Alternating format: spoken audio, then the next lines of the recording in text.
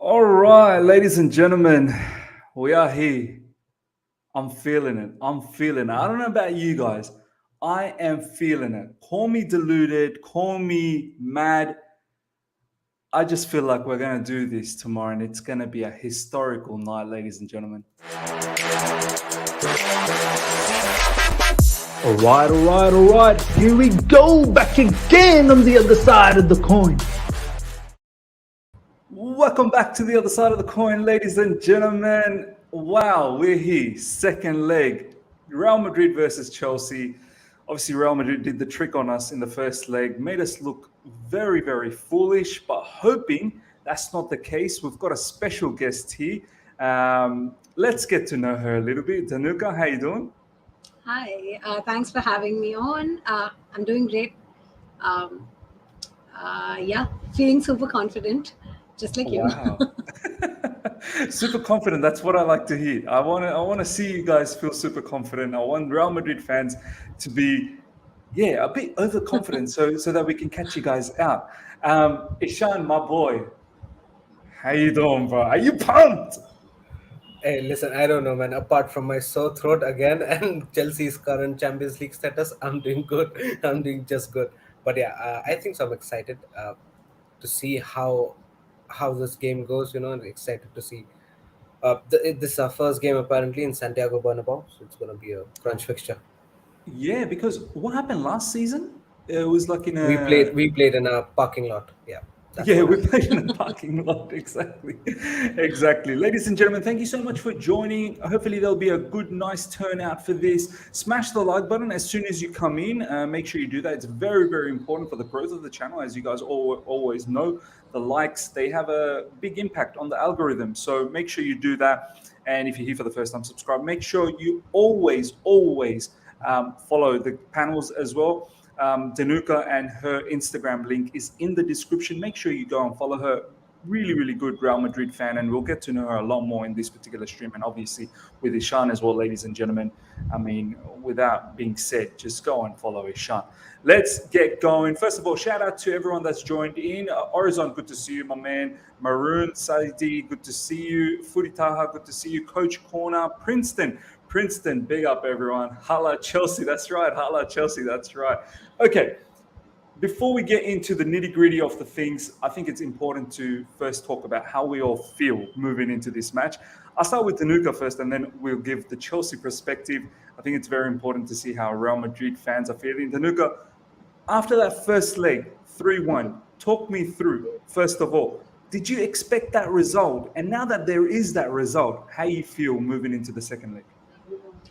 Yeah, I'll be honest, I did not see this coming. I had predicted a 1-1 draw, uh, especially because it was at the bridge, so it was an away game, and it was going to be a game after the pandemic with the crowd there for support.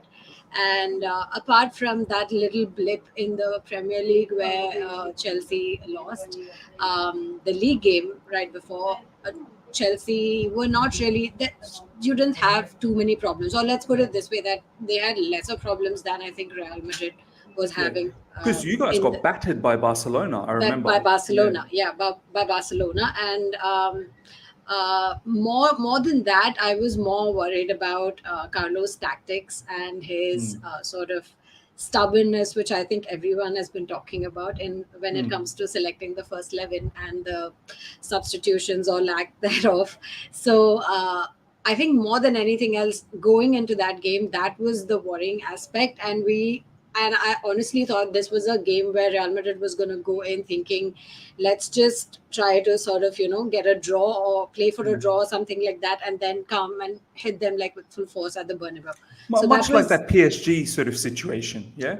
sort of, yeah. But Yeah. but that said, I did not want Real Madrid playing the way they played at PSG, because that did not work out at all. And we played similarly in league games, and it was Yeah. a disaster even at the time. So Yeah. I definitely did not want to see that. But I'm just being honest when I'm saying that I did not expect like a 3-1 sort of. I don't want to say drubbing, but it is a pretty sort of emphatic result, if I Yeah, could it say was a so. devastating result. It was it hurt.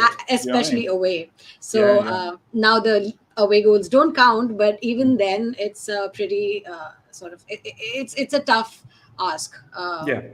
for Chelsea to actually come back. So I didn't expect that. So this is a great result. We couldn't have asked for more from the first leg. So now going into the second leg, Hmm. Dhenuka, like what's the feel? Are you like you said that you're super confident?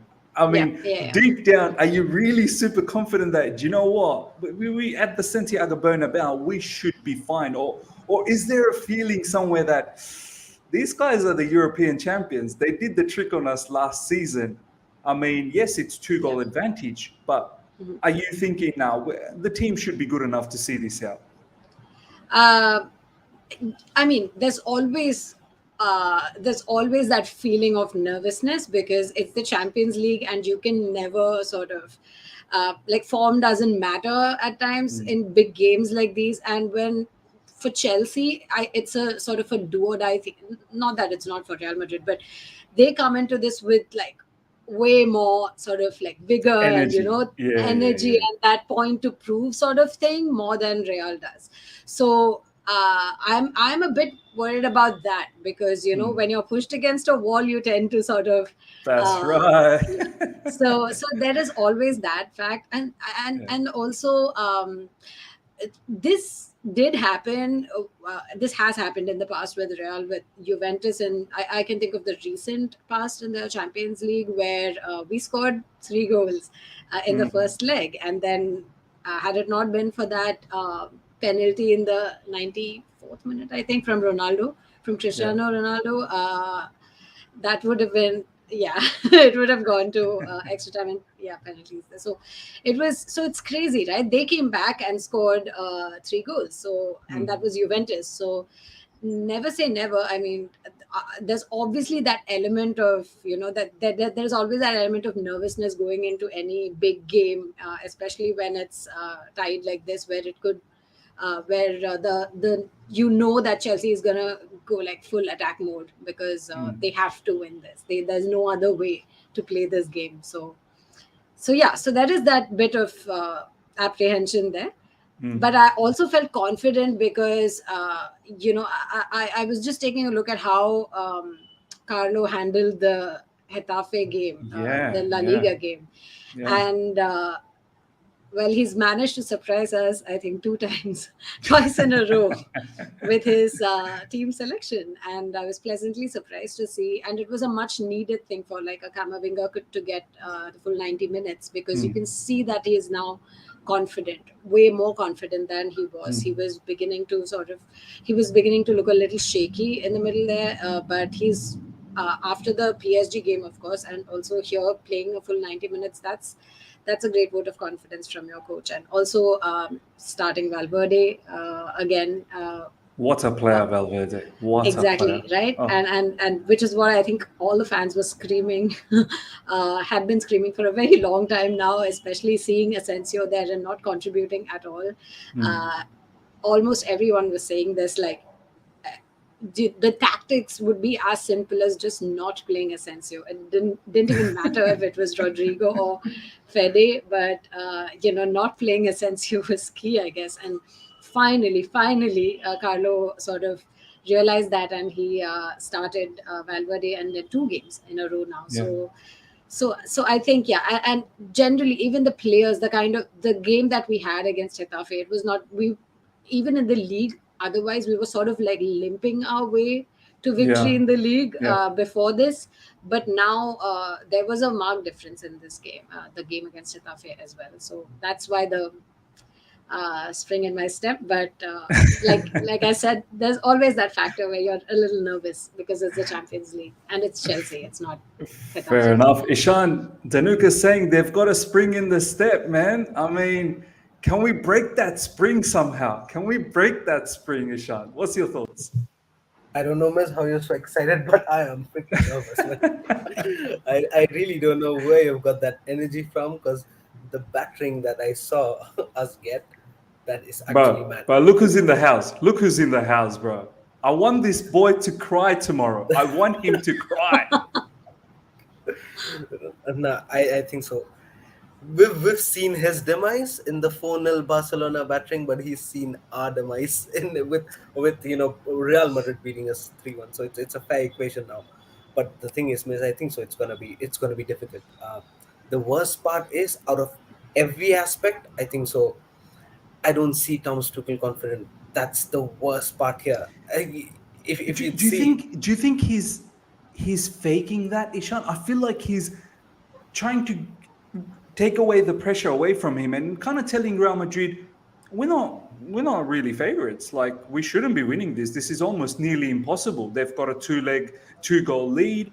It's nearly impossible. It's very unlikely we're going to go through. Do you feel he's purposely doing that just to make them feel it's done, and then we come in yeah, and boom, get the I don't know. I mean, the level of optimism you are showing with that is quite I have commendable. to But be, man. We're the reigning European champions, Ishan. Do you know what I uh, mean? We're it the might reigning be champions. Miss, it might be a mind game, but the thing is, I've seen Thomas Tuchel face more adverse situation than this, but still be hell of confident. You know what I mean? The things that he's been through for the past few months, it's been adverse, and it could have been worse. Look at the whole maybe Lukaku slander with the interview. The way he bottled in the interview. Look at the whole ownership situation. Everything going around the club is just upside down, but still the way he managed everything, it was so motivational, to be very, very honest. And Yeah, yeah, now, listen, it's just a game. At the end of the day, the players are also human beings. Mistakes are being committed. Fine, it's yeah. just a game. Yes, we We've gone lost through a 1. lot, man. We've gone through a Exactly. lot. We've lost 1-3, but then maybe as a manager, I would expect my manager to come out and say, listen, we're going to go out there and give 100% regardless of the result. Anything is possible and we're going to win.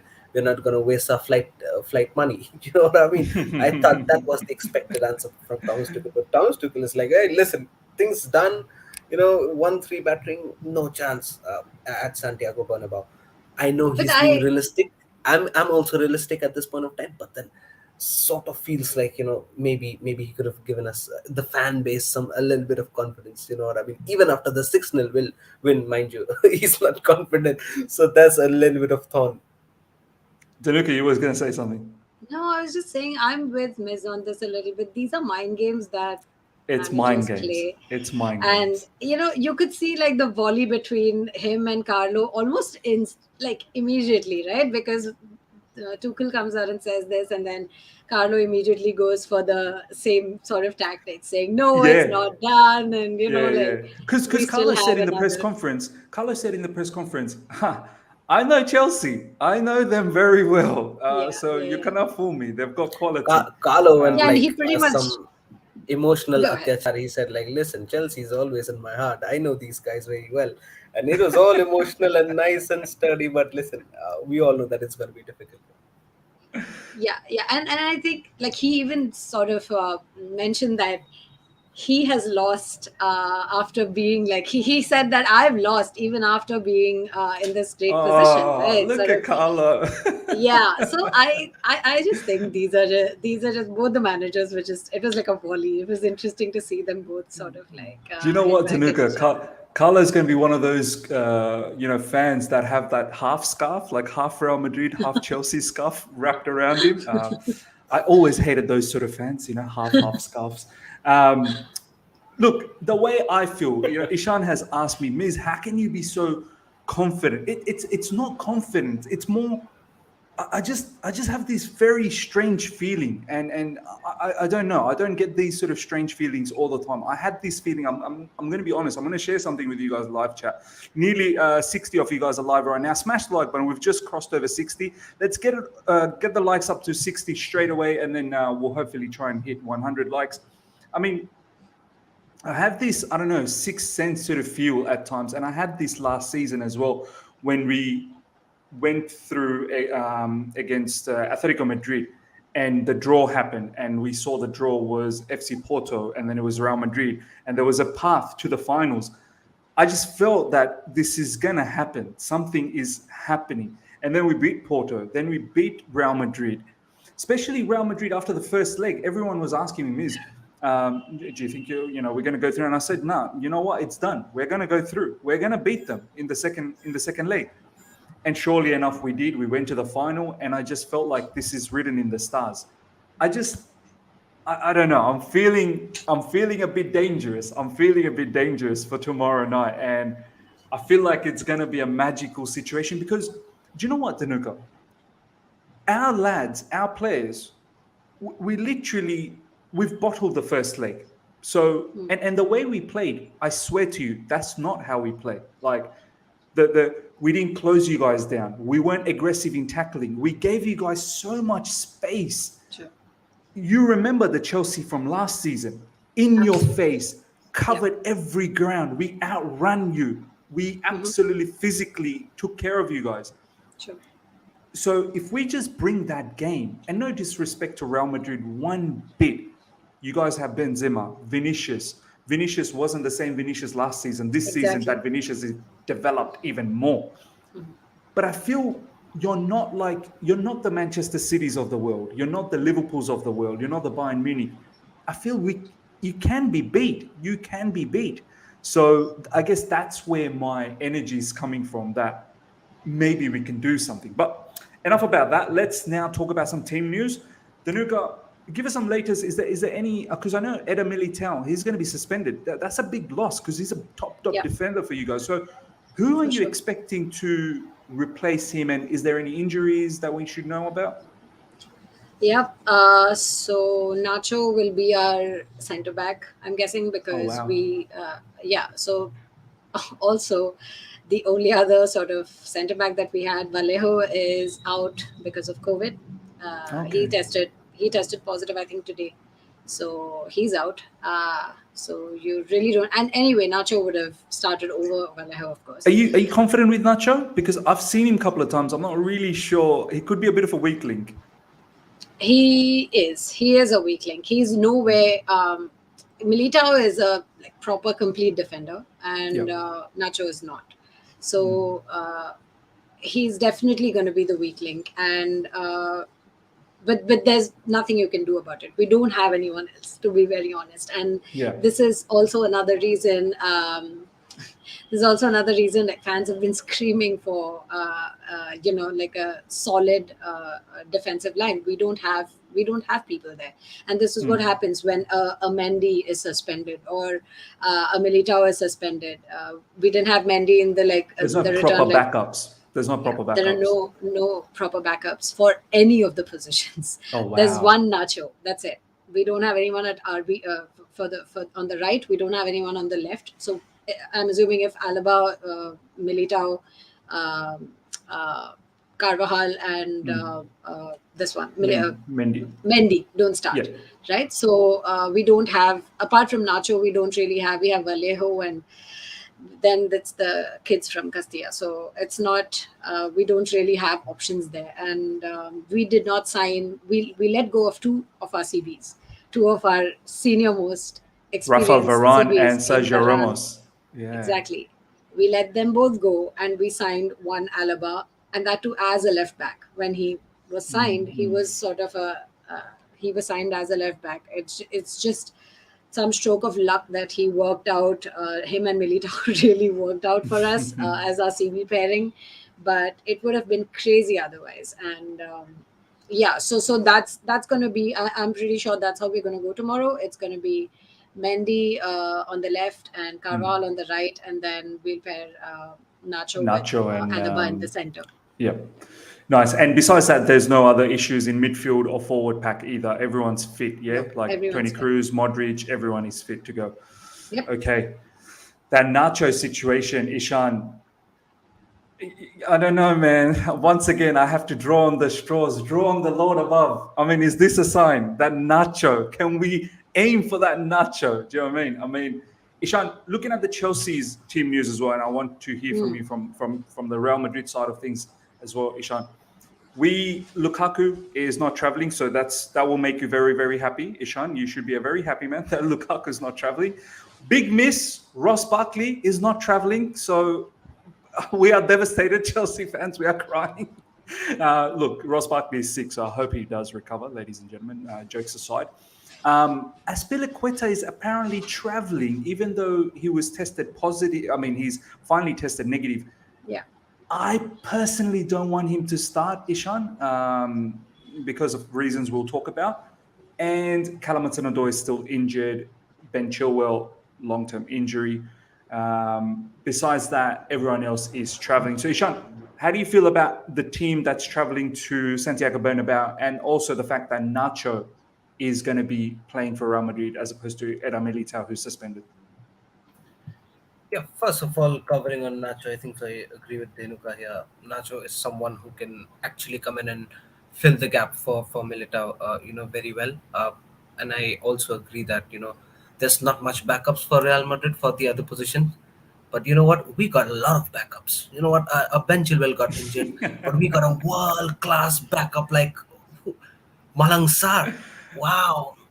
Come Marcus on, bro. Alonso. Come Oh on, my bro. days. Roberto But Carlos Alonso is Jr. going to do madness at Madrid. Mark my words. Marcus Alonso is doing madness at Madrid. Don't you worry.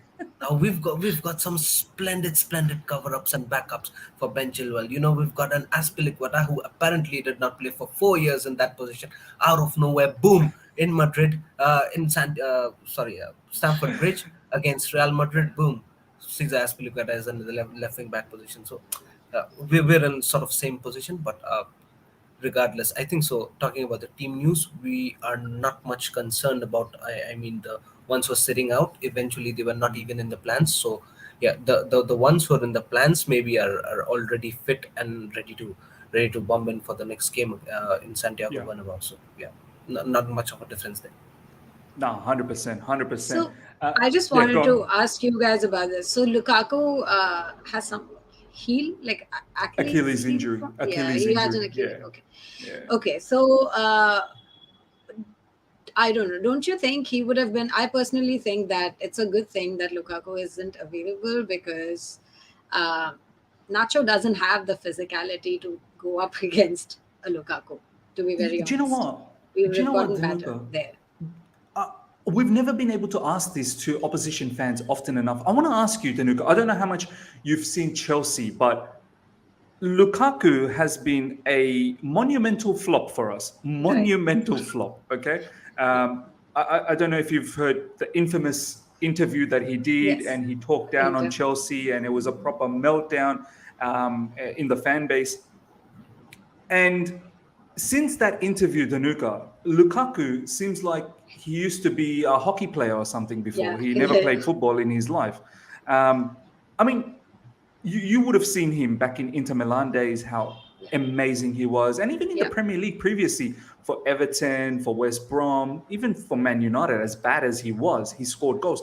I just want to ask you from an opposition fan's perspective, are you surprised that this guy is not worked out for Chelsea? Or are you thinking, nah, I didn't really rate him that much? No, I'm very surprised, to be honest. And I mean, as a Madrid fan, I can tell you that sometimes things don't work out, right? We got Hazard, and things didn't work out for us. You had to say that. My heart just broke. It was a Chelsea fan. I had to bring that up. Oh my God. We're going to talk a little bit about Hazard. It's important. But yeah, go on. Okay, let's table Hazard. Okay, so for the Chelsea connection, let's set that aside. We still had other players who just didn't click for Madrid, right? Luka Jovic. There are so many. We all thought that they would work wonders at Madrid, and I was gonna say Jovic as well, because Jovic was really good when we got him, and it was not even like a cheap transfer or anything. So Luka Jovic is a very good example of how when he and people might say that he was not given enough chances and whatnot, but that's not true sometimes. And I would say that Eden Hazard in that matter is different, because even when he came on and that one goal he scored in the league game for us recently, you could still see his class. You could still see that he had that class in him, and it was just that ill-fated injury series of injuries, right? With Lukaku, that's not even been the case. So it's crazy. I can't believe that this is like some kind of a regression that has happened. Like it's happened so quickly, and or I don't know if it's just like a mental thing where he is completely cut off or things are not working. Like it's like an emotional thing, and he's just not able to deliver on the pitch because of that. Because I don't know, I've not seen like Here's another forwards player. regressed like this.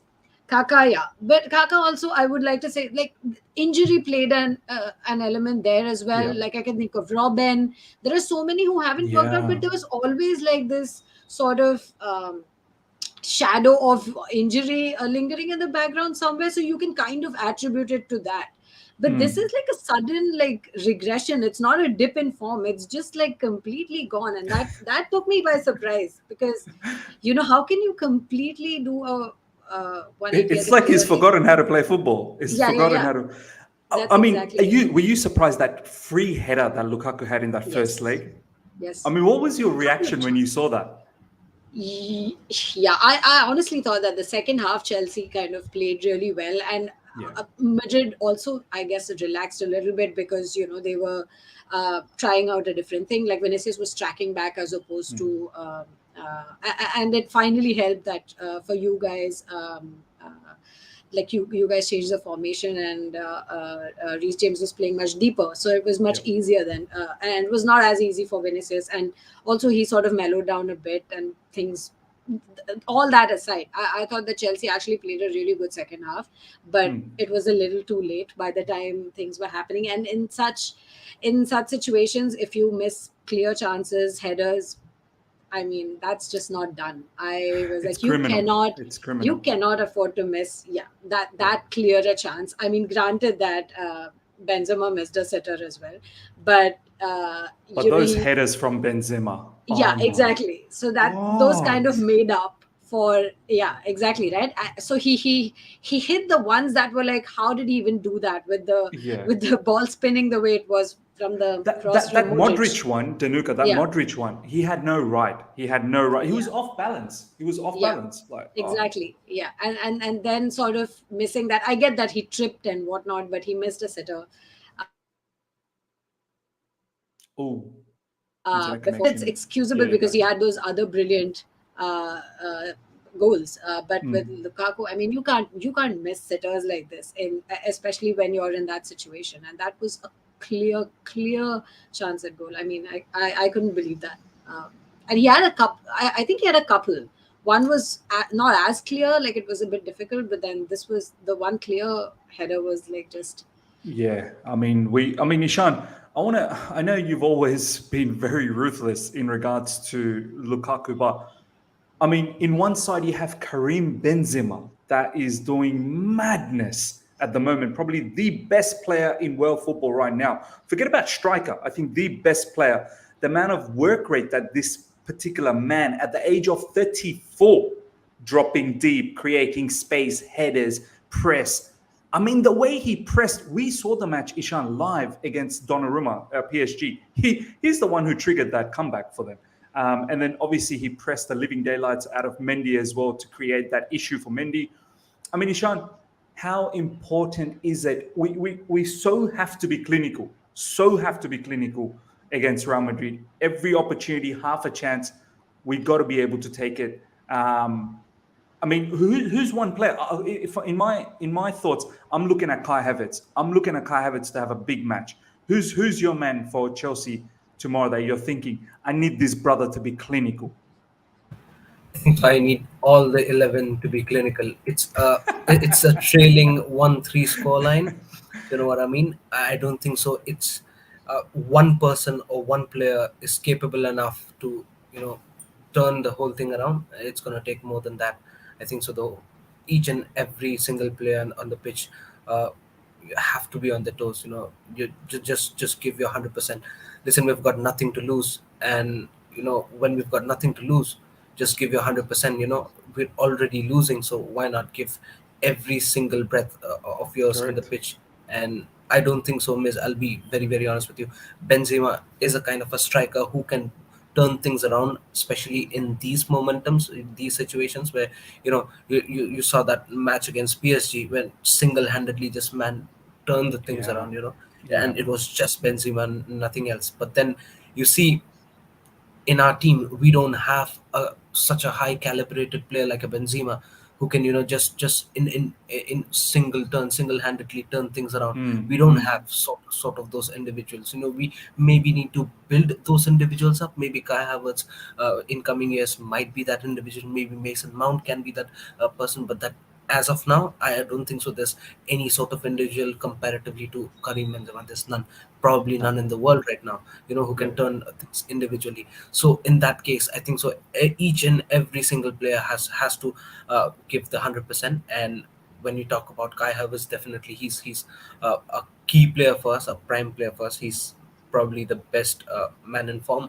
But then yes, I think so each and every department has to pick it up, man, or else it's going to be a difficult game. We know the fact that just one goal maybe probably in first half can make things very spicy for us. Real gets, if Real Madrid scores as well, I think, Exactly right. yeah, the we're in the trouble. team who Have to keep a scores clean sheet. first is such a tricky situation where the team who scores first becomes a certain threat. You know what I mean? If Real scores first, it's game over. Done and dusted. If we score first, I think so game gets interesting, and there will be more questions asked. So the whole scenario is going to be interesting, but we'll have to give 100%. I don't see any sort of individual who can turn things around single-handedly, but we Has to be as a a team. unit Yeah. we as a unit are most threatful. But that's the most disadvantageous when we don't play as a unit. That's how we got defeated by 1-3, and that's exactly how we defeated them in the last season. We Last actually season. Yeah. played as a unit. So this is our strength, the unity, and we'll have to play this way, or else there's no way out. Come on, let's bring the unity. Ryan Gunness in the house. We did a mad video, ladies and gentlemen, earlier today, myself and Ryan Gunness, and Ryan was bringing the vibes right at the end of the video. All of a sudden, Ryan just went mad and he said, "Yeah, let's get on the train. Choo choo, destination Madrid, 100%." I mean, Dhenuka, I have to talk to you about Karim Benzema. I mean, Yep. how does it feel as a fan of Real Madrid and as a fan base as well? You would know a lot about Real Madrid to have quite possibly, arguably, world's best player in your disposal. I mean, this guy wins matches single-handedly for you guys. I don't know how it feels like. I remember when we had Eden Hazard and we would move into matches thinking this brother's going to win the match for us single-handedly. It's such a sensational feeling to have. I mean, how do you feel when you have a Yeah. big-time player like Karim Benzema? Yeah. So I think so I think Benz's class has like always been there. It's just so nice that the world's finally sort of taking notice, and it takes like a UCL or a big stage to sort of for that to happen, right? And I think the easiest way to sort of explain this to anyone would be look at what happened at the Clasico. We didn't have Benzema, and it had like this horrible sort of, I don't even want to say ripple effect. It was like a big downward spiral. The loss of Benzema is what triggered it Yeah. all.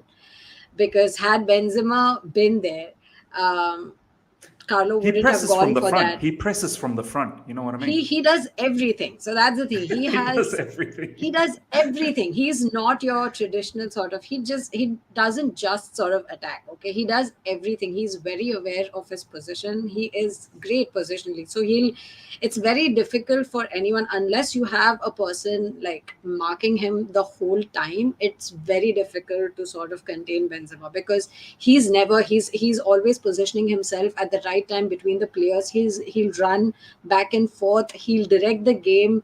He's not just working as a striker. He's not that.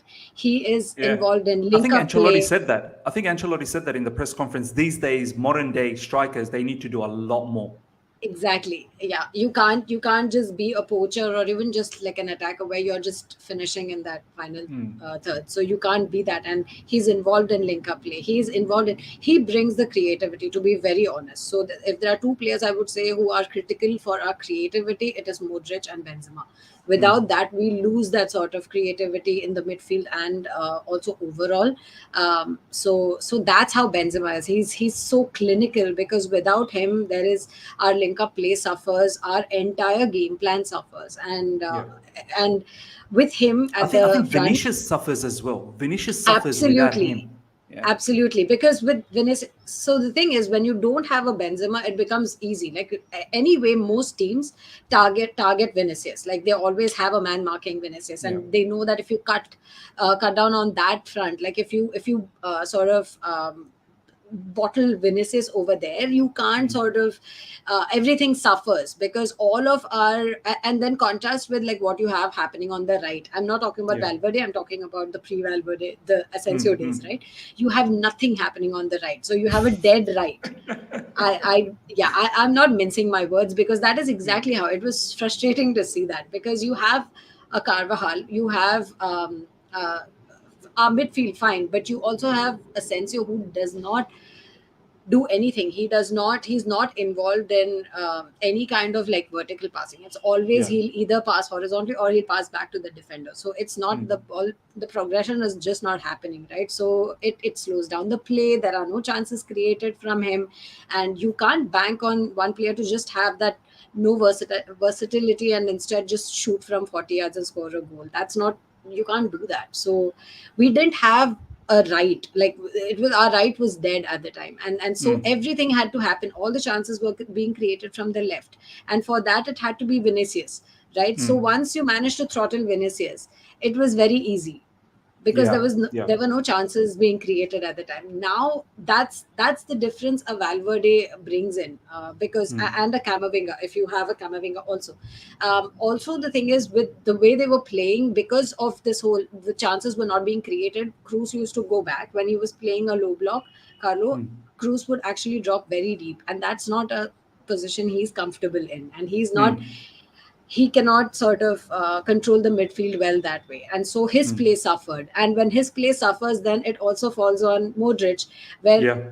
he It was all has a allowed to. domino effect. It all has a domino Exactly, effect. and a lot of this is also sort of, so a lot of this depends on Benzema, is what I was coming to, right? Because Benzema actually is the architect of a whole lot of these things. Like he just It not. makes sense. It makes Yeah, sense. Yeah. and that's why you need those clutch players like a Yeah. Benzema and a Modric, and you know that it's guaranteed that when the ball is in the final and he has to score, he will score a beautiful, elegant, classy finish. So which is beautiful to see. He'll just produce that out of nowhere. So that always helps. 100%. Before we go into the team selection, ladies and gentlemen, I want to ask Ishan as well, in regards to Vinicius Junior, which is, the two players that we really need to look at. Obviously, there's Modric as well, who is an unbelievable player. But Ishan, as Dhenuka said, as much as we play as a team, they too depend on a team. Even though they have the big names like Karim Benzema and Vinicius, but it's not just one individual. One individual is a piece of the puzzle, as Dhenuka said, in the whole architecture of the things. It all starts from Benzema, then it's Vinicius, then it's Modric, then it's Casemiro, so on and so forth. It all has to fall into piece. But talking about Vinicius Junior, Ishan, this particular player has gone to a different level from last season to this season. I just want to ask you, this player is going to be a bit of an issue. Who's one player that you think we kind of missed the trick in the first leg? I think for Andreas Christensen, it was a bit too much maybe, but then again, our whole structure wasn't great. Who's one player in your mind that you think, I need this particular Chelsea player to be on his case, 90 minutes, do not let him breathe? Who would that be? Oh, I think so. If I had to take the name, N'Golo Kante would be the best name that I would take, and he's sort of an anchor when it comes to poaching, interception, and just turn things around very quickly, convert the attack coming from the opposition straight away to the transition. N'Golo Kante is the spearhead of it. We saw that how Andres Christensen got just got hammered by Vinicius Junior and Benzema, multiple times in the first leg, and we don't want to see that. So definitely, every individual defenders that we have on the board, I think so, has to be on the toes. But then, the way N'Golo Kante plays, I think so, I always say that means that this is one player. If he's at his 100% on the day, it is going to be very difficult, for the opposition to at least beat us. We don't know if we're going to score or not by virtue of Angolo Conte, but at least we can be fierce in terms of ball retention and then converting. Kind of converting attacks to counter attacks. So I think so. I'll have to name Angolo Kante there. But yes, I think so. Special mention to Vinicius Junior. The way this guy has developed for the past one and a half year, it's been amazing. And I think so. Real Madrid is really blessed to have a winger like Vinicius Junior, because this, I'm sure, and I think so. Dhenuka would surely agree that he was not on the plans. The plan was Eden Hazard to be onboarded into the Real Madrid team, along with maybe a Kylian Mbappe in future. Uh, you know what I mean? But now seems like the way Hazard declined, and now he's out of the whole scenario. Maybe Vinicius Junior had probably Real Madrid needed Vinicius Junior more than anyone else, and then he really pulled his socks up at the correct time, and now it looks like he's one of the main man after Karim Benzema. So this shows the greatness of this player, and it's just the beginning. That's quite scary, to be very honest, because Real Madrid are definitely gonna pack up more, in the upcoming transfer windows with more talented players, and a good young built talented squad can be more dangerous in the upcoming years. Regardless, as far as this match goes, I think so. Vinicius Junior will, it's more like you've got a charismatic Karim Benzema as your number nine. The whole attention goes to Benzema, but there you've got Vinicius as well, who's so quick that if you lose an eye on him, it's exactly what happened to us in the first first leg at Stamford Bridge. So it's going to be difficult again for us, miss. It's not going to be easy, especially at Santiago Bernabeu. It's going to be difficult. The way they exploited us at Stamford Bridge, the way we played, the low standards we played, even if they get a little bit of smell of that, I think so they're going to exploit us again. So we're going to have to be very, very careful. But then yes, I believe, and just like you said right at the beginning of the show, that we are not the way we played in the first leg. We are way better than that, and I think so. We have the capabilities to come back. We know that Christensen, Rudiger, Thiago Silva, Aspi himself, they're capable to do a lot than what Yeah. they've shown in the first leg, and we'd expect them just to put their best, nothing else, nothing short of best. And I think so. It should be a good contest if we go out there and every player decides to give his 110%. We should be good, or else it's going to be a long day. Yeah, no, it's an interesting shout, the whole Kante scenario on Vinicius. That would mean he would have to drag himself. I'm more with the live chat. I think Reese has to be in his case, but then yeah, they will leave a lot of space. At the end of the day, you would probably need someone to double up on him as well. Now, we'll see how that situation pans out. Well, as we said, ladies and gentlemen, we'll talk a little bit about Eden Hazard right at the end, because I really would love to hear from Dhenuka the Eden Hazard case, and I would like to tell her from a Chelsea fan's perspective how much certain parts of the Chelsea fan base wants him back, which is mad, the whole sentimental side of things. But right now, ladies and gentlemen, we've got over 150 live right now. Smash the like button. Let's get those likes up to 100 immediately. If you're here for the first time, subscribe.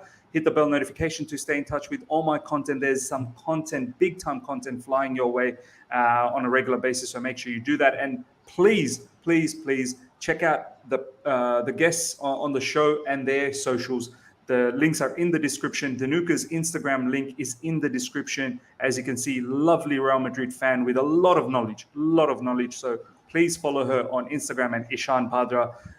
I mean, needless to say, this boy is my, the partner in crime in this channel. So make sure you follow him. All right, Dhenuka, let's do the Real Madrid team before we do the Chelsea team. We'll go from the back. Goalkeeper, obviously, Courtois, yeah? Yep. Needless to say. Another, so I won't drag that Another out. Chelsea, another Chelsea Chelsea, channel. ex-Chelsea. I mean, there's a lot of storylines here. Obviously, with Courtois, the way he left Chelsea, Sure. many don't like him. He got booed. Many? Rightly so. I don't think any Chelsea fan I've ever met likes Courtois. Nah, no one likes Courtois. No one likes Courtois, but it is what it is. I have to say, he's been a top shot stopper. Not many people have been talking about this, but Absolutely. he's up there. He's up there. Okay, who's I going to be would your say right? he's the player of the season for us. If it was not for Karim Wow, Benzema, player of the season. Courtois for us is the player of the season. If it Not hadn't been for Benzema. Benzema, no. If it hadn't been for Benzema, Oh, right. I said it would have been Courtois. I also think that Courtois was our player of the season last season, which no one talked about because he single-handedly. There was a point where Real Madrid was behind Atletico by at least 10 points, 14 points behind in the table, and we managed to. Well, we lost the league, but by 1 point. It was neck to neck till that last game, and there was a lot of controversy, etc., which I won't get into. But I think the single reason for that was, apart from Benzema, of course, I would say Courtois. He was clinical. He was clinical. Anyway, so that Aspilicueta shot save, Dhenuka. That's first routine. That's the thing. You expect that from Courtois now. Miz almost celebrated. He was. I was like, oh my god, and it didn't go in. That was a stunner. Yeah, I mean, he routinely pulls off these stunning saves. That's the thing in La Liga if you follow closely. And I know I never. Every time I go on a Chelsea channel, I'm like, I need to be measured. I need to tone it down. No need to be measured. Just go out there. Go out there. Just say what you feel. Yeah, but I hate the way it ended for Chelsea and Courtois. But I'm so glad that he came to Real. Do you know what? It is what it is. Sometimes he did what he had to do for his family. He wanted to go back. Sure. It is what it is. It didn't end nicely, but I mean, he won a Premier League with us. I think a few other titles as well. Twice. 2000. No, I think was it twice, Ishan? It was just once. Yeah, Antonio Conte. It was just the once. But yeah, FA Cup as well. Didn't he win the FA Cup with us? Yeah, he won the FA Cup. Won the FA Cup. Yeah. So right back, Dhenuka. Carvajal. You said Nacho here on this side, right side. Yeah. They would. It's basically going to be Alaba and Nacho. So yeah. Yeah. I don't think there are going to be too many surprises here, to be very honest. Yeah. I think midfield could be a bit of. I'm interested to see who you're going to have in midfield. Mendy here, yeah. Yeah, Mendy. I'm interested just to on see that what note, you do here. I'll take this opportunity to ask Dhenuka one question. That Sure.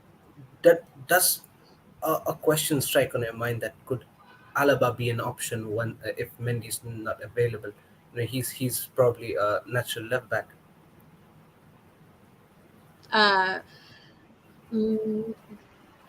He is an option because he was signed as an LB and he has played on the left previously with his previous club. So he is an option, but I'd rather see Alaba. So Mendy is fit. That is the big news that came out today. So he was only rested as a precaution against Getafe. So Mendy is playing. And if that is the case, I would rather play Mendy at the left because Mendy at the left is a different beast. So because Mendy also links up really well with Vinicius and they have a good link up play going on. So I wouldn't mess with that. I want Mendy on the left and I'd rather have Alaba as a CB also because you have Nacho who's not very strong there. So he'll have to basically make up for Nacho as well. So if Mendy is available, Mendy is my left back. Another question regarding Mendy though is last season when we beat you and however your last season went, I think so Mendy was criticized a lot. I thought he was the one who, it seemed like he was the one who was sort of a bottleneck on the left hand side. Do you think that he's improved this time? He's improved a lot from last season? Look, Mendy this season has been immense. I can't deny that because every time he came back from an injury, the difference in the play, our game, was drastic. So I would say that Mendy has definitely improved this season. But also last time, remember, it was a completely different team.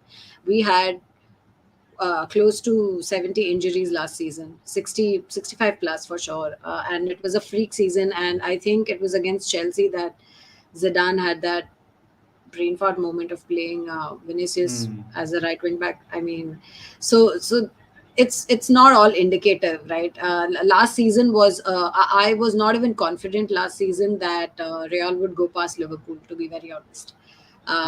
But and there is a lot of parallel, like you can draw a parallel here, because it was pretty much the same. Like when Liverpool were playing Real in the first leg, there was this sort of thing that, Liverpool have an edge over Real and whatnot, and then it was pretty much the same thing. It was a decisive win because Vinicius, of all the days, I think probably that was the only game he showed up at. So we beat them decisively there, and then they tried to stage a comeback at Anfield, but that didn't happen. So, no, long story short, that was a different team. So I would not blame. We didn't have Ramos in that game either. Ramos was injured.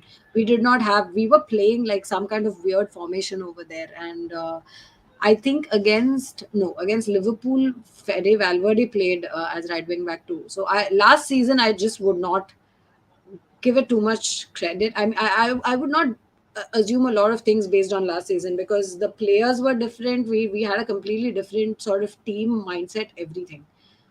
So and talk about Mendy, definitely he has improved. He's been immense this season for Real. You could see the games in which he was not there, how we've struggled at the back. So, No, 100%. I mean, especially the fact that there's no Militao, you would have to have an Alaba next to Nacho, and it kind of makes sense. Obviously, Mendy would have to play. All right, I want to hear from you the midfield three. Everyone's been talking about the midfield three. This is where I feel like there could be a bit of a surprise, but let's see who you go with. So who's going to be the deepest midfielder, the base of the midfield three? Okay, so I'm going to... and this is where the fan base is divided, right? And I know like a lot of people want to see Camavinga start over Kroos. Okay. But I would still go with the KCM midfield, Kroos, Modric, and Casemiro. Okay. I would still go for that because Casemiro, it's again, we don't have Militao, and we need all the defensive backup we need. So Casemiro is going to be immense, very important, because we need him there, and also like he's probably the only sort of like physical player if you think about it, apart from like your Alaba. So we definitely need Casemiro for sure, and I would say Modric and Kroos. I would go with that because I do think that with Chelsea, the way you guys are going to play tomorrow, there are going to be like, we need him for those long balls to make those crosses. And if Kroos doesn't play, do you expect you guys to sort of sit back a little bit, maybe to a mid block, not totally a low block, not a low block, to sort of sit back a little bit? I think, even if not at the beginning, I think at some point we are going to go there, like how we did in the second half. So then that midfield is probably better for that scenario. Yeah, and that's why I'm sort of relying on that. And then you always have the option if this is not working out, because I think Kroos, if he doesn't play very deep, he is very, very effective, and we still need those passes from him. And if he's in like God mode, then he's like an 8 or a 9 out of 10 player for that particular game, and he has been that in the first half of the season. At least he was that. So I would still think Kroos is vital, and if it doesn't work out, you always have the option of Camavinga. So correct. you can switch that out, and we can play the kind of formation that we played with in the second leg against PSG. So I would still start with the Kroos, Modric, Casemiro midfield. And more than me, I know that Carlo is going to start with this. Because I think some people in the live chat have been saying that they've been rested as well. Yes. In the last game. They were both rested for the game against Getafe. Both of them were rested. Yeah, they didn't even... Correct. That's correct. I think this one we can... No need to even ask you. I'll make this decision for you, Vinicius. And I'll also make this one. Yeah. Thank you. Very gracious of you. This one we all know what. But right side, this is interesting. I mean, are you going to go with Fede Valverde? I would go with Fede. Yeah. I would go with Fede Valverde here because in the event that we do switch out, take off Cruz and then Camavinga comes on, I still want Camavinga to sort of play like link up with Modric the way he did against PSG, and we need Valverde because otherwise we're going to get battered on that right. That's my main concern because Valverde is You're one thinking player. it's going to be something like this, isn't it? Like where he Yes. sort of drops into this area. And that's the thing with Valverde. He's constantly making those runs, so he's going to run up and down the pitch the whole time. So if it's 90 plus minutes, he'll do that. He's a workhorse. He is known for this. So you can expect him to be sort of running up and down the whole time, and he also sort of cuts in and I mean, he is one of those players, right? So with like a Camavinga, you get like the dribble, and then the cutting in and sort of thing. And with Valverde, it's the pace, it's the running from like running back and forth, The and then work cutting rate, the in work and then rate, shooting, yeah. the work rate, putting in all the hard work, and then like He's his such a technical strong player shooting. as well. He's so technically gifted, very good on the ball, good His passing ball ability, can carrying, shoot. absolutely.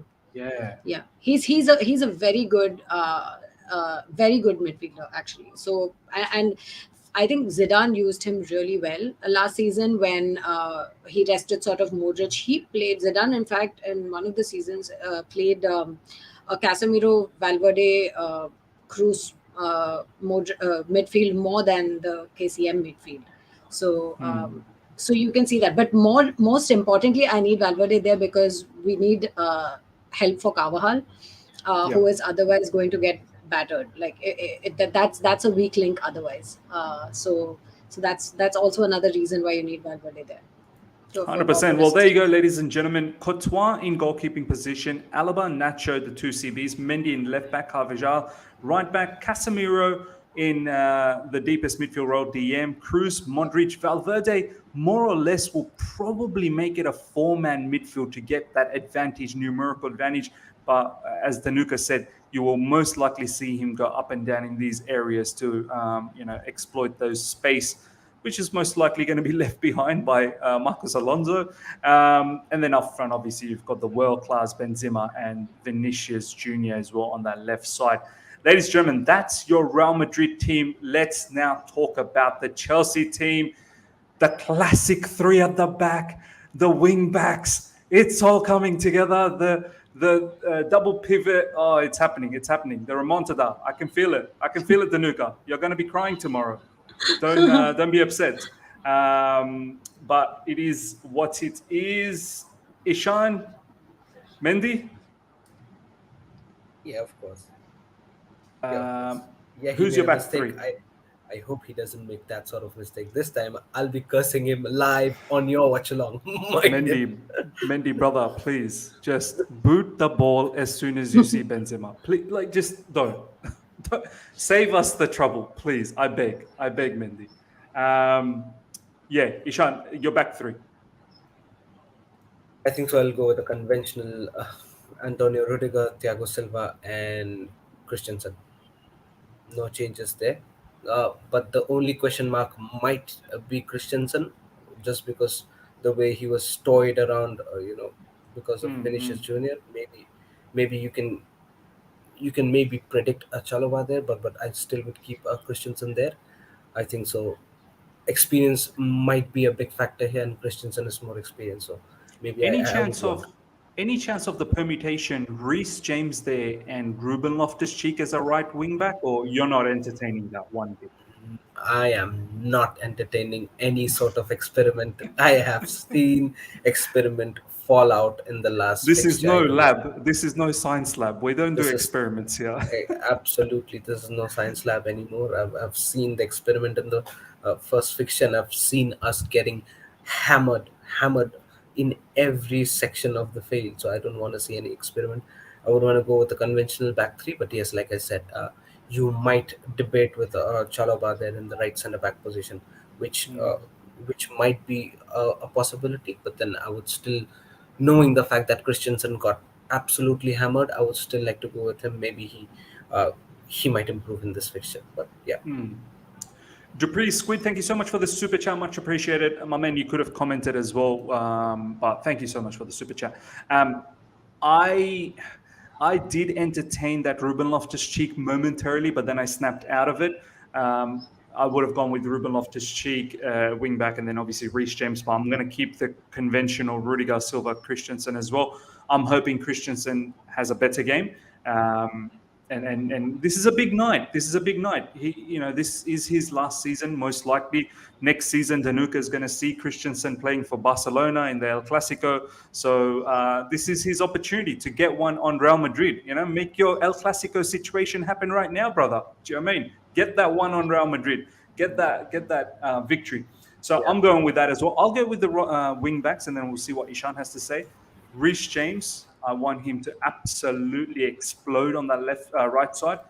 And as much as people don't want this, or reluctantly want this, it will have to be Alonso. And the reason being, he's a gold threat, ladies and gentlemen. I don't know how this guy does this, but he has a knack of stealthily sneaking into these areas and scoring goals from I don't know, like seriously, the match happens and the passing sequence happens and you can see it happening, and then all of a sudden the brother is here and he's getting the pass from Mason Mount or whoever it is, and the brother is taking a shot and it's a goal. I would love to see him take a shot and put it straight in between Courtois' legs. That would be fantastic to see. But for me, it's going to be Marcos Alonso on that left side. I'm just worried what Fede Valverde is going to do. As you guys saw, Dhenuka was saying he's going to be up and down in these areas. I just hope that this guy, it's going to be long. It's going to be long. It is what it is. Ishan, that's going to be your wing backs or what? Yeah, I think so. I'm agreeing to this, but just another spanner. Maybe if you'd want your club captain to play in this very, very important match, you might have that option in Christensen's position. You know what I mean? Yeah, I think, look, he's just recovered from, that particular disease. Oh, yeah. So he I might not, wouldn't just get him started. I think it's better that he takes a bit of time off. I forgot that. Ishan, your double pivot. Has to be Kante and Kovacic. I don't want to see agree. Jorginho in this match. He's been out of form for ages now, and I really don't know when he's going to come back to form. Regardless, Jorginho and Kante was not a good option in the first leg at Stamford Bridge. So definitely.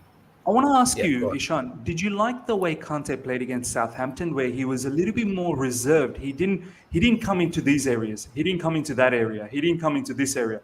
He was more here in these sort of zones. Did you like how he was like that? And then Kovacic was a little bit further up? Yeah, apart from that one chip, apparently to which Timo scored the goal. How Kante found himself in this area, Yeah, Kante was actually trying to conquer the areas where he's the master of, and there were maximum chances of ball retention. Kante was hovering around that area, and then we need Kante to play like that. But it also depends. In fact, it heavily depends on the way Real Madrid also comes at us. That'll be a big point there. But then definitely the way Kante and Kovacic played, and mind you, the two games that we lost in the middle, the heavy two games that we lost, one was Madrid's game and one was against Brentford. Kovacic did not play that game, and so as soon as Kovacic came into the team, boom, 6-0. So he has to be there. He has to be in the team. His passing is, is something that we miss in midfield. Yes, it is, and I think so. He's going to be the captain. By the way, ex-Real Madrid player, Kovacic. Oh yeah, yeah. 100%. I just hope it's and also Luka Modric is his son's godfather. Also really good friend, and apparently his role model. He's his godson. Well. Yeah. Oh wow! Kova's son is his godson. Yeah. Wow, I didn't know that. And this man has won Sorry? Champions League with both the teams. This man has won it with both. That's right. I mean, just quickly before we go back to Ishan again, Dhenuka, what's your thoughts on Kovacic? Is he a player that you feel, that would have been a good Real Madrid player? Like, are you a bit annoyed that he's gone? Absolutely. And he's one of those few players, he was one of the few who got away. You always sort of, and there was nothing that could have been done. It's similar to the Odegaard situation where he wanted a place in the starting 11 and he wanted more playing time, and that wouldn't have happened because this was years back and you have Modric who was still performing at this age. That was prime Modric. he's- Do you know what I mean? Like Yeah. that was prime Modric and prime Toni Kroos.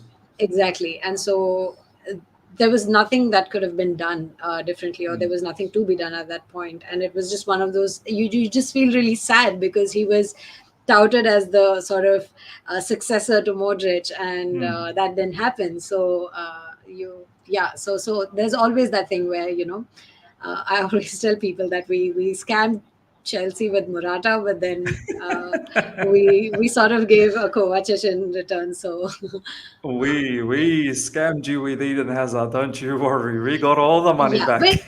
But that was not so much of a scam. I think I think the Chelsea fans sort of that separation anxiety, I think, is still there with the Chelsea fans more than the Real Madrid fans, I think. Because But you know what? I never expected 120 million. That was mad.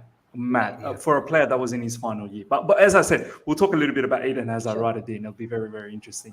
Sorry, but one last thing with Kovacic, Real Madrid has this thing of with the curse of the ex-player. Like, we've been haunted by that. And so let's just hope that Kovacic doesn't turn out to be that ex-player who actually makes a difference in this 100%. game. 100%. Dupree Squid, thank you so much for the super chat. Georgie does nothing all game, but then pulls out a masterful assist every time. I mean, this is what he's been doing in recent times. So, I mean, that was a really good assist for Kai Havertz against Real Madrid. Really good assist for, I think, again, Kai Havertz against Newcastle recent times. But there's a lot of things missing from Georgie, which Dhenuka would have seen. They physically, they were all over him. He did not have the energy to keep up with some of their midfielders. And I can't have that. I can't have that in this game. This game, we need to be on top. Okay, Ishan, this is where Dhenuka, we need to scare her. This is where we need to scare her. The front three. To all the Real Madrid fans out there, right now, we are going to scare you with that front three. This is where I need you guys to start getting worried. For me, Ishan, King Kai. This guy, Champions League winner, Club World Cup winner. When it's clutch moments, this man steps up. In recent times, he's got some winners for us as well. He's probably been the most consistent player in recent times in terms of goals and assists and the work rate. Thomas Tuchel, off the back of that pathetic performance against Brentford, he came out and said, if there was one player who worked hard, it was Kai Havertz, who worked like an animal. He worked like an animal. This guy, Dhenuka talks about Benzema. Obviously, Benzema is a different class. Kai Havertz is not in that particular situation at the moment. But Havertz literally just... He's like the Kante of the forwards. He's the Kante of the forwards. He runs, he presses, and he's getting better at goal scoring. I mean, is there any doubt for you, Ishan, that he plays up front? Of course, he has to play. He's been the most consistent player, like you said. But I think so. The biggest change I've seen in Kai Havertz from last season to this season is his work rate. Just like you said, his game style just changed. Off the ball, he's just a different animal nowadays. He chases. If he loses the ball, if he loses possession, he does not give up. He chases back until he gets it back, and that's the best thing about Kai Havertz. And I'm sure even Thomas Tuchel admires that, because you don't want to see a false nine player lose possession and just then give it up or just start jogging like Lukaku does. You wouldn't want to do that. So, man, he's looking for a Lukaku slander every chance he gets. I'm waiting for the shoelace dialogue coming up very soon, ladies and gentlemen. And the thumbs up as well, by the way. But Miss, tell me if I'm saying anything wrong. Whenever I have a sort of slander, whichever way you might. It's only facts. It's only facts. It's just facts, right? I'm not cooking up anything, and even if I want to speak good for that shoelace tire, I can't. I can't. People are coming up in the live chat and saying, "Man's got Achilles for tying too much shoelace." What else do you want me to say? What else do you want me to say? Even the live chat knows that. So it is what it is. We move on. But then yes, definitely Kai Havertz has to take the responsibilities. Maybe not just Kai, the whole team. But then yes, he's also easily your best player in that first leg, I would say. Yeah, he was by far. He was the best player. Ishan, your two inside forwards, and then I'll give you mine. Ooh, this is where you need to think a little bit. Why I'm telling you, Mm. because Mm. someone like a Timo Werner, who I definitely wouldn't have kept here in this in the playing 11, scored couple of goals, and now he's right up there in the pecking order. You know what I mean? Uh, Mm. I can definitely keep a Mason Mount on the right hand side without a Yeah, question. let's First of lock that all, in. I think he's in. He's in. Yeah. he's in. Now, the selection dilemma here is between Christian Pulisic, Timo Werner, and Hakim Ziyech. Out of the Yes. three, we can maybe eliminate Ziyech because he's not been consistently given game time, or maybe he's not in form. Uh, the question here is about Timo Werner and Christian Pulisic. Now, is the interesting factor is Mm. Timo Werner's.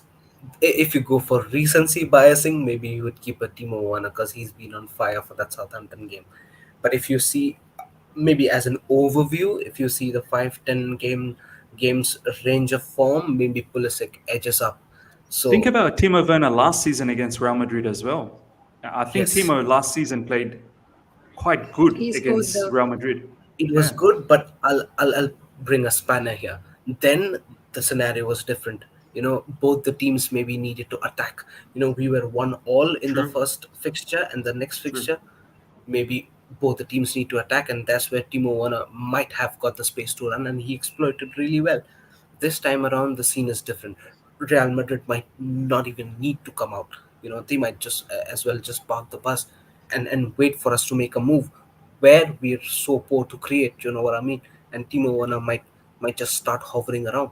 So, Mm. tactically speaking, Christian Pulisic might be a better option for Timo Werner.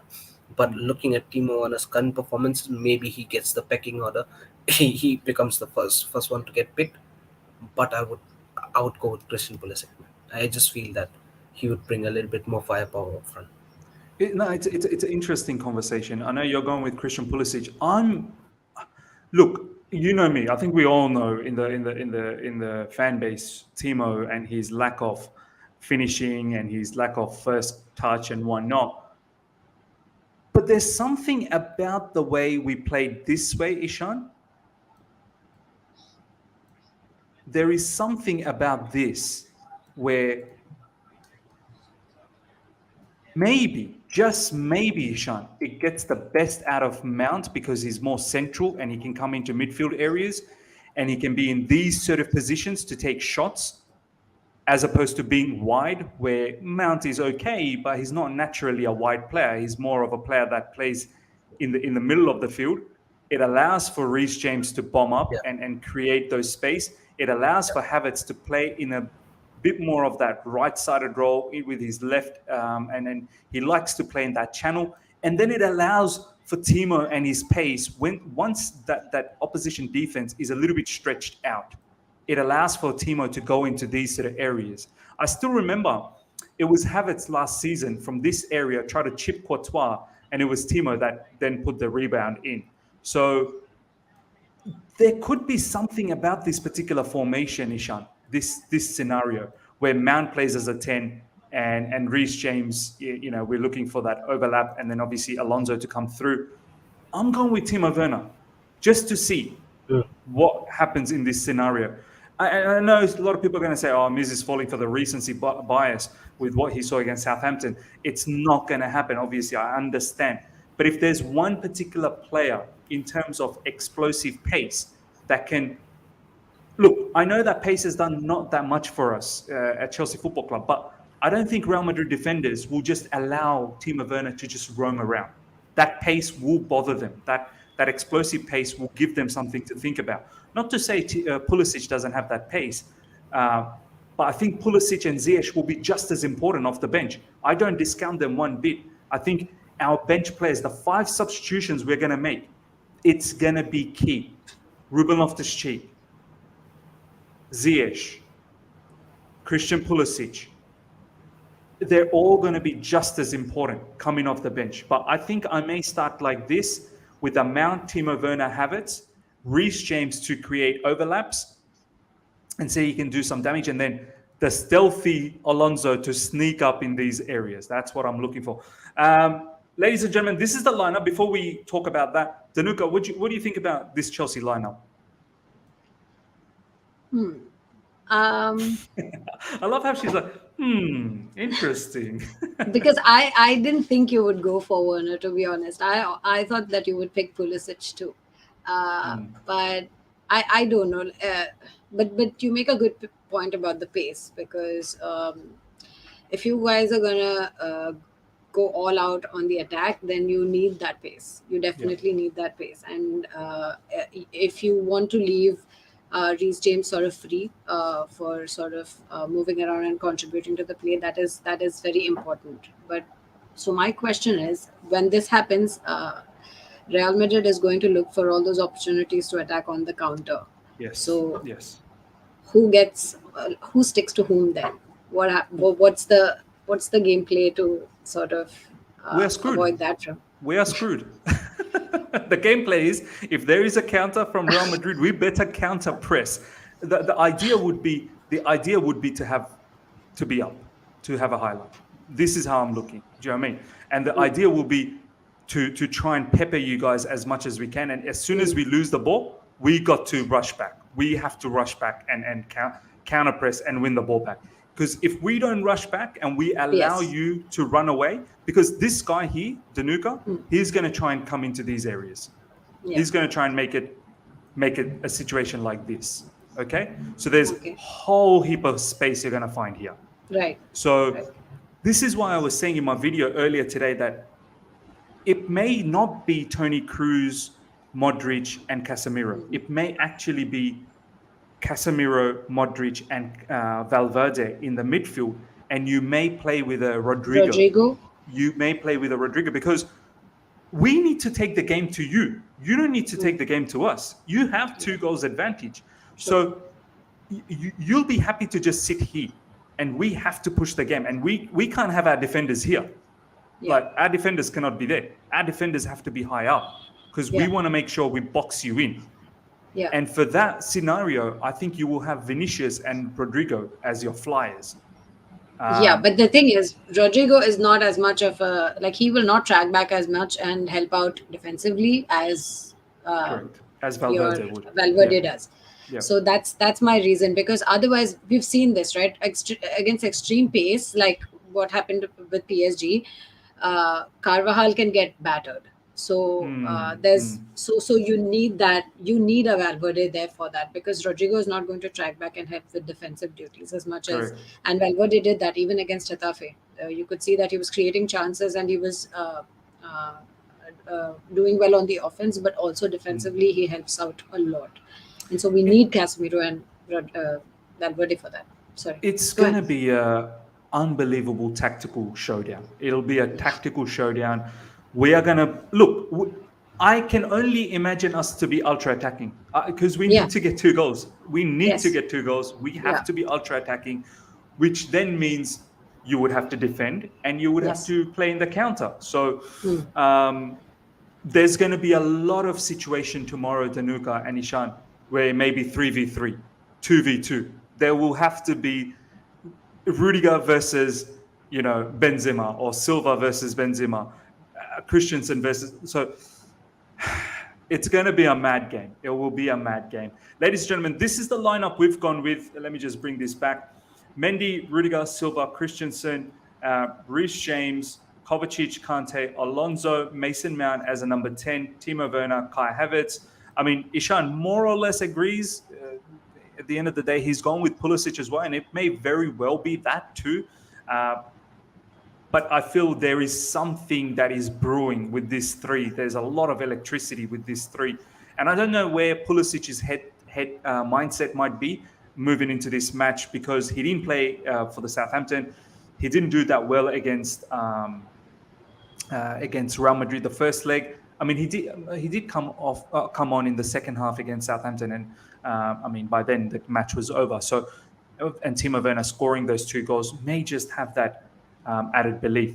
So, I'm going with that particular lineup. Ladies and gentlemen, we've now come to the end of this show and the big score prediction talk. right now. This is where it's going to get juicy, some banter. But before we do that, over 130 people live. There was a point where it was close to 160. Thank you so much for each and every one of you guys for being here. Thank you for the 100 likes as well. Let's push the likes up to 150 if we can, just as much as we can. Make sure you follow Dhenuka in her Instagram. The link is there. Ishan as well. Subscribe as well. Hit the bell notification. Dhenuka, score prediction. Yeah, just remember, you will be clipped up. Whatever score prediction you say, you will be clipped up. Yikes. I shouldn't have led with the horrible prediction I made for the first leg then.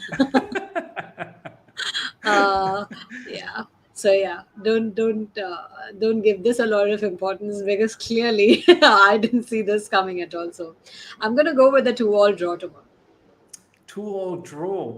Wow. Any thoughts as to who the scorers might be? Let's say I'm gonna say Havertz and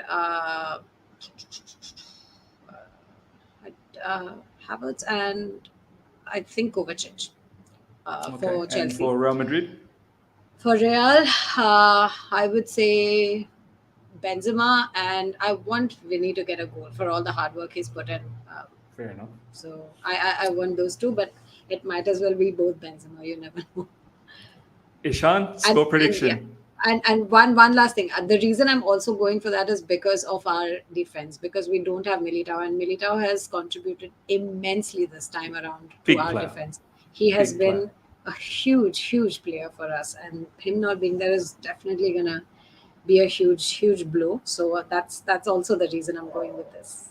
Well, you heard there, ladies and gentlemen, Dhenuka's gone with a 2-2 draw. Ishan, what are you going with? What are you feeling? Can I just skip this part? Come on, I have the option? no, man. Oh, my. This is probably the hardest prediction that I have to make because whichever ways I'm not feeling good. You know that right after we conceded the third goal, I was like, we are done. And I'll be honest, I feel the same at this point of time until come on, man. My team. Where's the energy? But I can feel us. I can feel us do something special. All I know is we're gonna go out there for 100%. You know, I know my team. We've got nothing to lose. We're gonna go out there for 100%. The only question which is running in my mind is it gonna be way too difficult? You know what I mean?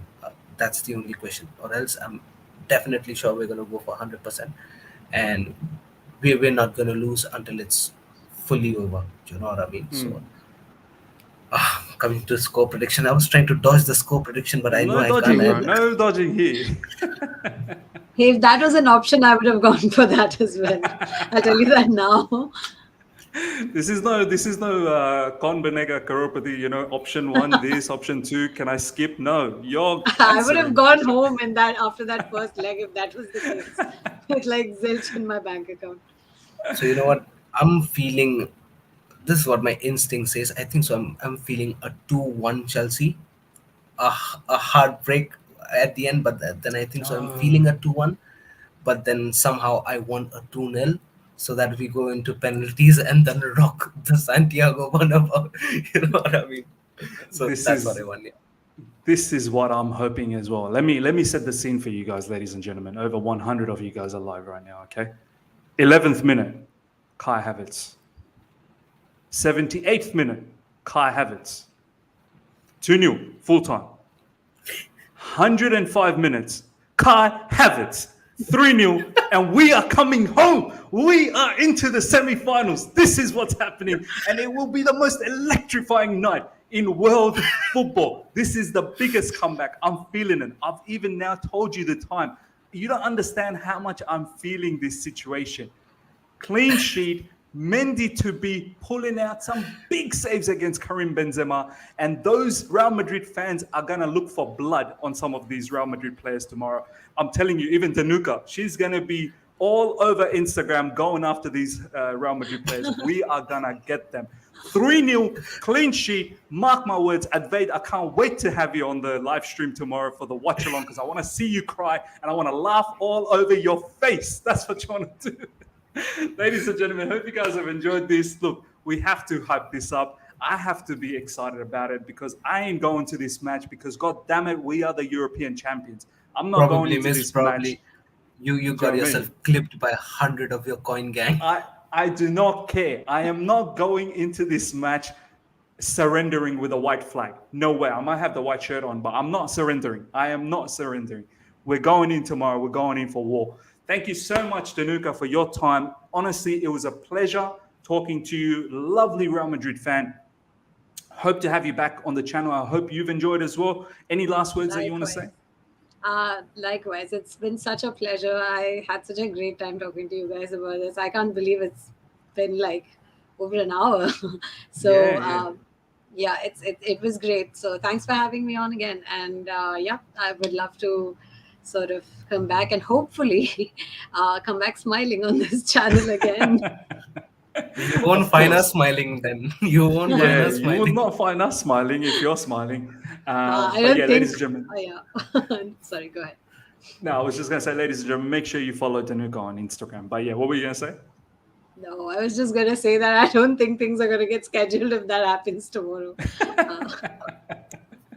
Ishan, any final thoughts, my man, before we go? Nah, first of all, thank you, Dhenuka, for joining us. It's been a pleasure, and it's been great talking to you. Hope you join us again in the future. And yes, I think so. It's Sure. going to be a cracking match. We'll enjoy it. It's like again a situation where we have to tackle it whichever way it goes, but we're definitely going to enjoy the night. So yeah, looking forward to it. By the way, Dhenuka, where are you watching? Are you going out with mates, watching it in a place somewhere, or?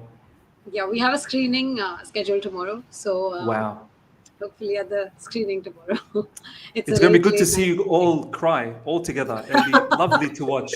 I Hey, cannot look, wait. Can you take video of that's that? what Because I want to see you guys cry. I really do.